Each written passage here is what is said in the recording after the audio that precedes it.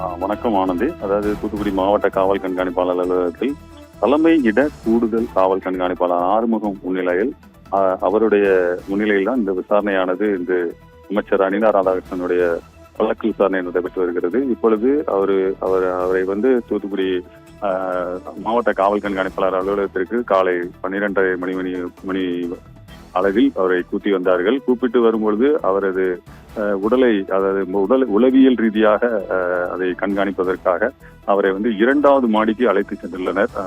அவரை 2வது மாடிக்கு அழைத்து செல்லும் போது அவருக்கு ஏதாவது இதயத்தில் பிரச்சனை இருந்தாலோ, மூச்சு திணறல் ஏதாவது ஏற்பட்டாலோ அந்த இடத்திலே ஓரளவுக்கு தெரிய வரும். அதை பார்த்து அவருடைய உடல் எப்படி இருக்கிறது என்பதை கண்காணிக்கும் வகையில் அவரை உளவியல் ரீதியாக சோதனை செய்யும் வகையில் 2வது மாடியில் உள்ள அந்த கூடுதல் காவல் கண்காணிப்பாளருடைய அறைக்கு அழைத்து சென்றுள்ளனர். அங்கு அவரை வைத்து விசாரித்துக் கொண்டிருக்கும் போதே தூத்துக்குடி அரசு மருத்துவக் கல்லூரி மருத்துவமனையின் இதயவியல் மருத்துவர் ராஜவேல் முருகன் அவர்களை வரவழைத்து அவர் அவருடைய உடல்நிலையை பரிசோதித்தார்.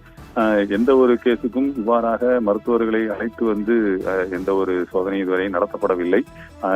எந்த ஒரு கேஸாக இருந்தாலும் அந்த வழக்கு சம்பந்தப்பட்டவர்களை மருத்துவமனைக்கு அழைத்து செல்வார்கள். அங்கு மருத்துவர்கள் உரிய பரிசோதனை மேற்கொள்வார்கள்.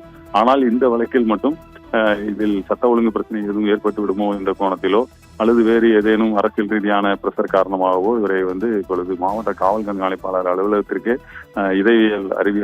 இதயவியல் நிபுணர் இன்னைக்கு ஆய்வு செய்து அவரை எந்த விதமான உடல் பாதிப்பும் இல்லை, இதய பாதிப்பு எதுவும் ஏற்படவில்லை என்ற ஒரு சான்றிதழ் அவரை கொடுத்துவிட்டு அவர் சென்று விட்டார். இப்பொழுது அதாவது மெடிக்கல் ஃபிட்னஸ் சர்டிபிகேட் என்று கூறுவார்கள். அந்த மெடிக்கல் ஃபிட்னஸ் சர்டிபிகேட் இப்பொழுது வழங்கப்பட்டுள்ளது. எனவே இப்பொழுது அனிதா ராதாகிருஷ்ணன் அவர்களை நீதிமன்றத்தில் ஒப்படைப்பார்கள் என தெரிகிறது. நீதிமன்ற காவலுக்கு உட்படுத்துவார்கள் என தெரிகிறது. இப்பொழுது நீதிமன்ற காவலுக்கு உட்படுத்தப்படும் போது அடுத்ததாக அவருக்கு சிறைக்கு செல்ல கூட வாய்ப்பு இருக்கிறது.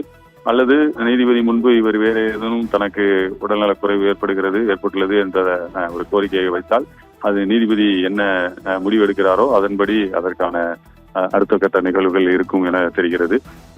இப்பொழுது இதற்கிடையே வெளியே காத்திருந்த தொண்டர்களை